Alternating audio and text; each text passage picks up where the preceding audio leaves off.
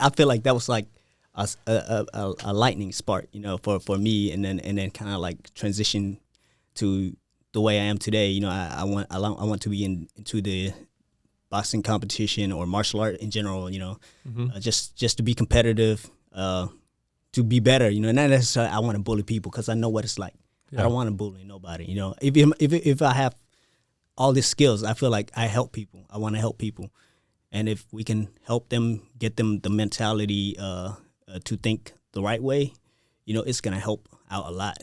Yeah. We don't need to be bullied. There's too many bully out here. Right. I kind of feel like that's what we do all day because we deal with insurance companies a lot of times that are kind of bullying our clients, and that's when we step in. We always say that we fight bullies. That's what we do all day. Right. So when did you actually start training in a gym? When did you start boxing?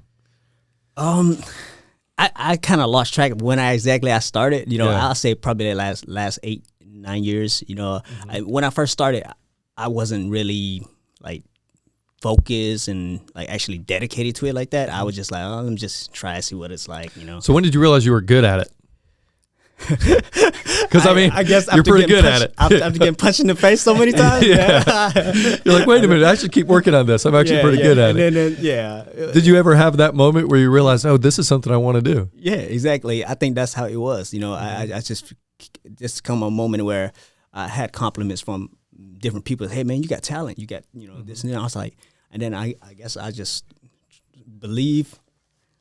start believing what they're saying, and I myself seeing, hey, I'm getting result and I'm doing good. And at first, my amateur fight, I didn't win. I didn't win. I was confident. Like I was like, I'm gonna destroy this guy. Right? I come in there, I did good. After that, I was gassed out, man. I was done. I was like, this guy's like, oh, he was like this. He smacked his hand. I was like, you ready to finish me? I was like, oh. And he did. He finished me. I was out. I was done. And from that, I learned a lot. I didn't take that defeat as, oh, I'm done for the day. I quit. Instead of that, I was like, you know what? I could have done better if I did this. If I did this, you know what? Were you training with Mario then? No? At the time, that's why your conditioning wasn't right. I was gonna say that wouldn't happen. Why his conditioning wasn't right? There's no way. Not on our team, baby. Not with Mario. No, that was like that was a long time ago. That was my first fight, so it wasn't with Mario. But eventually, how I got to know Mario was one of my friends. He was like, hey, I know this gym that's in Rock Hill. He got some guys sparring. You want to come? And I just came, and then I just see what Mario is doing, and he's like, he's different from other coaches. He doesn't like criticize his student in a way where, like, hey, you're doing a bad job here. Blah blah blah. You need to throw more power. Just to focus so much on being strictly criticized. He's more on like, hey, he empower you. I felt the empowerment. I said I like what he's doing. And I was like, I see that, and I was like, yo, that's the kind of coaching. I don't want a coach to yell at me in my ears when I'm in a ring. I'm over here getting pummeled to the ground. And if I'm in the corner and the coach is yelling at me and saying I'm doing a bad job, like that's stupid, man. You know what I mean? I'm already feeling bad. Like after maybe I'm getting punched. You know what I mean? Give me some kind of empower, like some kind of hey, let's transition your focus to this. Do more uppercuts. You're not doing much of this. Let's try to do that.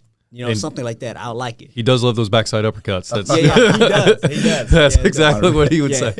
So what was your first impression when you first saw Vit come into your gym? And I mean, Vit had a lot of talent coming into the gym already. I mean, he wasn't like some chump off the street. Like what I like about Vit the most, honestly, from day one, he was ready to learn, ready to like accept like challenges, accept the criticism, accept how to get better. And he's always been like that. Ever since I've trained him, he's always kind of been that way of, all right, Vid, I see you do this. This is what I need to work on, though, because this is not working, but this may try. Let's try this. And he's always, okay, let's do it. Let's try. And so that was kind of like the first impression I got from him. And I don't really know, how did you start staying with us? To be honest, I just remember you coming down, but I don't remember, like, after that. He just kept showing up. I think he just kept showing up, to be honest with you. You're like, why he's still here? Yeah. So you just kept showing up, working out with Mario, and basically that's where you train all the time now, right? Yeah, majority of my time. And, besides being on my own time, I know Mario, he got other obligations and stuff. So, like on the gym time, I go train with Mario and the other coaches in the gym. So you're on your about to be third professional fight. Yes, sir. What was your professional career like before you went pro? Before I went pro, Yeah. Well, I was becoming the Golden Glove champion, and then I tried to go to regional. I didn't win that fight. Lost on a split decision, by the way, to the regional Golden Glove champion of the Southeast. Just that's right. I remember hearing about that. Split decision. Yeah. Split decision. Close fight. Because remember all the detail. I just know I didn't make it to. The goal was trying to make it to the national, but I lost at the regional. But it was a good experience, and even so, after that, we competed against one of the Golden Glove champ around my weight class. South Carolina Golden Glove. Yeah. Mm-hmm. So I went against him. I know he was a tough guy. You know, he was very slick and very talented, and I felt like it was a good fight. But I felt like I was one step ahead. So it could honestly I could have went other way. Either way, but I felt like I got the upper hand. So I won that fight, which is good for me. So, like I said, you're on your third professional fight. You're about to be 3-0. We're going to be optimistic. But you won your first two fights. I saw the last one, and man, I mean, to call that a fight is a very generous use of the term. I mean, that was about as one-sided as a professional fight I think I've ever seen. Was it 30 seconds long or something like that? Very close. I think it was. It was like 29. Yeah, it was actually 29, really close. Right at 30 seconds. And 30. I mean, he basically said no more. Like he took a knee and that was it. Yeah. But you throw a lot of volume. It seemed like in that 29 seconds. Yeah. Is there a certain fighter that you kind of model your style after, or coach? What do you kind of?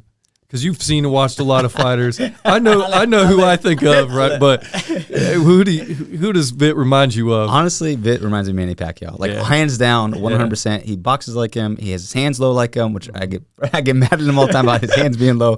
But it's just Vit comes in he's a southpaw boxer just like Manny is, and his power shot is actually his two-hand, and I felt it many times because we sparred many times, and it's power. It's a lot of power, and he's dropped a lot of people off it.